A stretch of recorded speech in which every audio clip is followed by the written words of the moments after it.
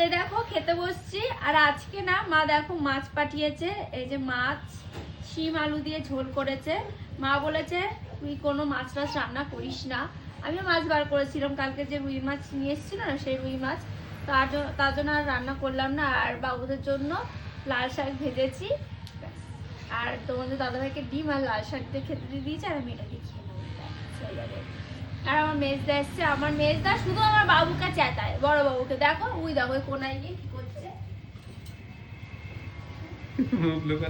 আর শুধু বলছে আমি যাই, আরো কান্না করছে।